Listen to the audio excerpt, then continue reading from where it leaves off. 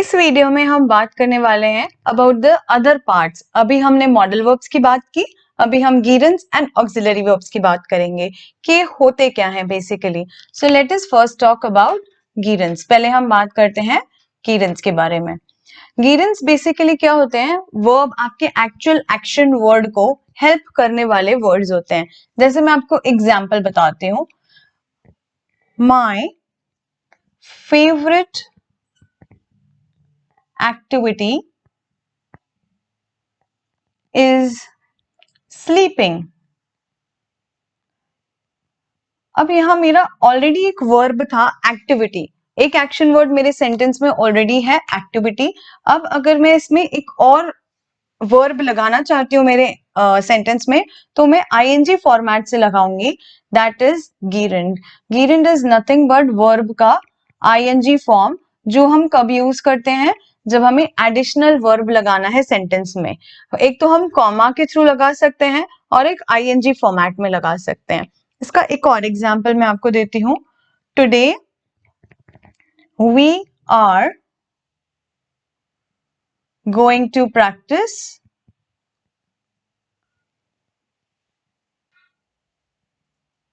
योगा।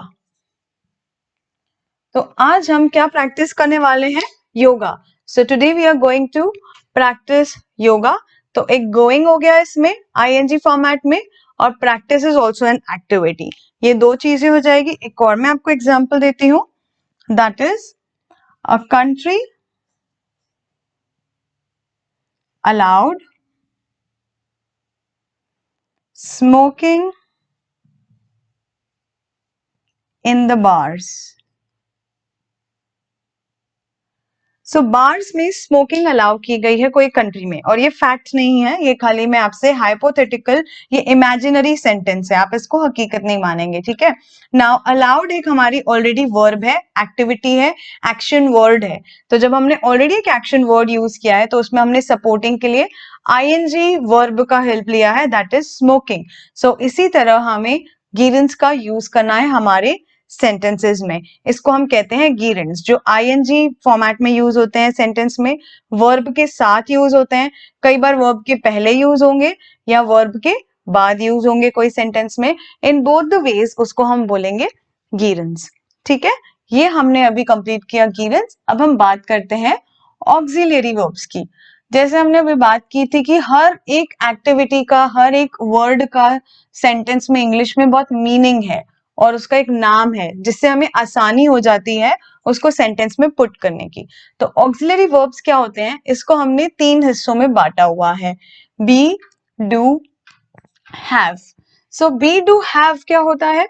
इसके दो अप्रोचेस हैं, एक हमारे इंग्लिश के लिए और एक हमारे पर्सनल लाइफ के लिए। जब हम पर्सनली लाइफ में खुद ग्रो करना चाहते हैं, तब हमें हमारी लाइफ में be, do, have approach follow करनी चाहिए। जनरली लोगों की अप्रोच क्या होती है?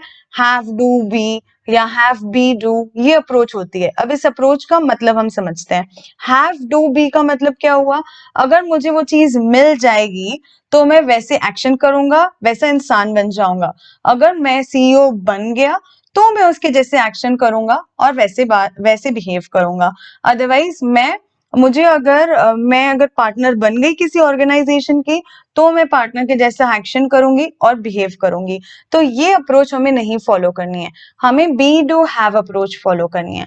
पहले हमें जो चीज चाहिए उसके जैसा उसके लिए बनना होगा, उसके जैसे एक्शंस करने होंगे, डू उसके जैसे एक्शंस करने होंगे, एंड वो चीज ऑटोमेटिकली हमें मिल जाएगी। ऑटोमेटिकली कैसे मिलेगी? क्योंकि लोगों के नजरिए में हम वैसे इंसान बन जाएंगे जो उस काबिल है। तो हमें हमारे पेरेंट्स हमेशा कहते हैं कि पहले उस काबिल बनो। तो उस काबिल बनो का मतलब होता है पहले बिहेव करो, वैसे एक्शन करो, तो हम तुम्हें वो चीज देंगे या वो अपॉर्चुनिटी आपको मिलेगी। तो बी, डू, हैव अप्रोच आपको लाइफ में फॉलो करना चाहिए। वही चीज हम इंग्लिश में भी फॉलो करेंगे। अब हमारे बी में क्या क्या आता है? जैसे हमने अभी बात की थी प्रेजेंट टेंस में, am, is, are, was, were, being, been, ये सारे वर्ड्स हमारे आते हैं बी में। तो जैसे मैंने कहा हर एक शब्द का एक सेंटेंस में कुछ ना कुछ मानना है, कुछ ना कुछ उसका नाम है। तो हम जब एम इज आर यूज कर रहे थे उसको हम कहते हैं ऑक्सिलरी वर्ब्स। अब डू में कौन से वर्ड आते हैं? Do, does, doing, alright, did. इधर हमारे हैव वाले में आता है हैज, हैड, हैव, हैविंग। तो जब हम ऑक्सिलरी वर्ब्स यूज करते हैं तो ये सारे वर्ड्स को हम ऑक्सिलरी वर्ब्स बोलते हैं। अब मैं आपको इसका एक एग्जांपल देती हूँ, ठीक है। She has, she has, because it is singular तो हमें हैज यूज करना है, हैव नहीं। शी हैज 12 मैंगोज, ठीक है। उसके पास क्या है? 12 मैंगोज हैं। अब मैं इसको, अब यहाँ पे हैज हमारा क्या है? वर्ब है। यहाँ पे हमारे पास हैज हमारा बेसिक वर्ब यूज के तौर पे हो रहा है। अब हम उसे ऑक्सिलरी वर्ब के तौर पे यूज करेंगे। She has bot 12 mangoes. अब क्या हो गया? अब हमारा बॉट एक्चुअल वर्ब हो गया। बॉट हमारा एक्चुअल वर्ब है सेंटेंस में। हैज हमारा कैसा है? ऑक्सिलरी वर्ब है। हैज हमारा कैसा वर्ब है? ऑक्सिलरी वर्ब है। सो इस जब हम वर्ब के सामने एक वर्ब लगाते हैं, ऐसा बी डू हैव वाला वर्ब लगाते हैं, उसे हम ऑक्सिलरी वर्ब कहते हैं। आई एम प्लेइंग, तो ये नॉर्मल वर्ब हो गया। I am playing, playing is the verb, so am is the auxiliary verb. So हमें ऑक्सिलरी वर्ब्स और गिवन्स का यूज करना है हमारे सेंटेंस में मोस्ट एफिशिएंटली, बहुत ही ध्यान से यूज करना है। हम कहीं पे भी कुछ भी नहीं लगा सकते हैं। तो आप पोजीशन भी मैंने आपको बता दी कि पहले जस्ट वर्ब के पहले भी आ सकता है, बाद में भी आ सकता है। तब हम टू का यूज कर रहे हैं, ये हम आगे एक और पार्ट्स ऑफ स्पीच आती है तब हम समझेंगे टू क्यों यूज हुआ है।